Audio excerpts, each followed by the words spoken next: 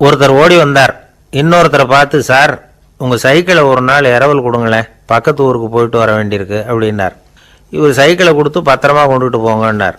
Sir இதை பத்திரமா கொண்டு போகிறேன், கவலையே வேணாம், ஏன்னா இது உங்களோட சைக்கிள் அப்படின்னு நான் நினைக்கல, என்னோட சைக்கிளாக நினைக்கிறேன் அப்படின்னார். அதுக்கப்புறம் தான் இவருக்கு உண்மையாகவே பயம் வந்துட்டுது.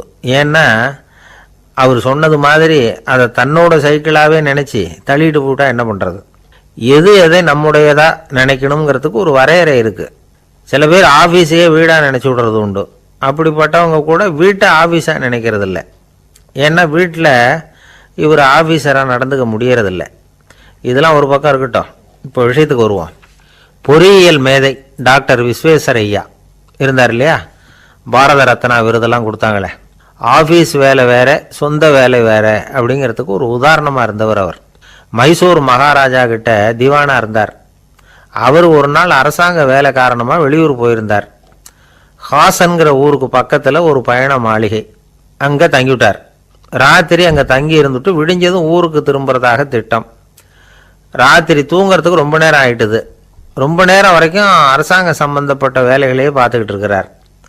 அரசாங்க ஃபைல்கள் நிறைய இருந்தது. அதையெல்லாம் ஒவ்வொன்றா எடுத்தார், படித்து பார்த்தார், பரிசீலனை பண்ணார். அதில் எழுத வேண்டியதை எழுதினார், கையெழுத்து போட்டார். ஒரு வழியாக அந்த வேலையெல்லாம் முடிஞ்சுது. அதுக்கப்புறம் என்ன பண்ணார்னா, தன்னுடைய சூட்கேஸை திறந்தார். அதிலேருந்து 2 மெழுகுவத்தியை எடுத்து கொளுத்தி வச்சார். அந்த பயண மாளிகையில் அது வரைக்கும் எரிஞ்சிக்கிட்டு இருந்த மின்சார விளக்குகளை அணைச்சுட்டார். அதுக்கு பிறகு அந்த மெழுகுவத்தி வெளிச்சத்தில் சில புத்தகங்களை தொடர்ந்து படிக்க ஆரம்பிச்சிட்டார். அந்த பயண மாளிகையில் பணியாளராக இருந்தவர் இதை பார்த்துட்டு ஓடி வந்தார்.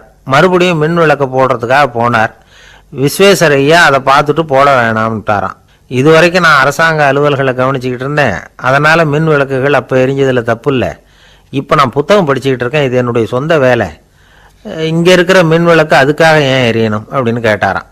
இப்போ இருக்கிற சில அரசு பணியாளர்கள்கிட்ட இந்த சம்பவத்தை பேச்சோட பேச்சா சொல்லி பார்த்தேன். அவங்களால இதை ஜீரணிக்கவே முடியல. நேர்மை தேவைதான் சார், அதுக்காக அவ்வளவு தூரத்துக்கு அது தேவையா அப்படிங்கிறாங்க. விஸ்வேஸ்வரய்யா அப்படி பண்ணினது தான் ஒரு நேர்மையாளர் அப்படின்னு இந்த உலகத்துக்கு நிரூபிக்கணுங்கிறதுக்காக இல்லை. தான் அப்படி நடந்து காட்டினா தன்னை சுற்றி இருக்கிறவங்களும் அதை கேள்விப்படுறவங்களும் முடிஞ்ச அளவுக்கு பொது வாழ்க்கையில் அரசு பணியில் நேர்மையை கடைபிடிக்க முயற்சி பண்ணலாமே அப்படிங்கிறதுக்காகத்தான். இப்போவும் சில பேர் இருக்கிறாங்க, இவங்க ஆஃபீஸ் வேறு வீடு வேறேன்னு நினைக்கிறதில்ல, அவ்வளோ உரிமை.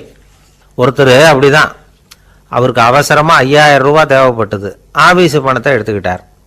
அந்த நேரம் பார்த்து ஆடிட் வந்துட்டுது, ஆப்பிட்டுக்கிட்டார். விசாரணை நடக்குது.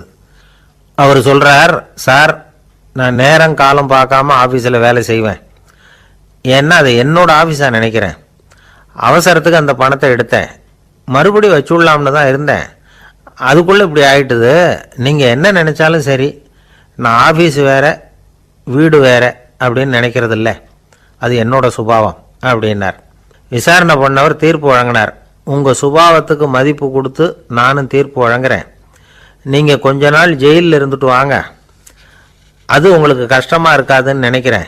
ஏன்னா அங்கே போனாலும் நீங்கள் உங்கள் சுபாவப்படி வீடு வேற ஜெயில் வேறன்னு நினைக்க மாட்டீங்க அப்படின்னாராம். ஒரு பெரிய தத்துவ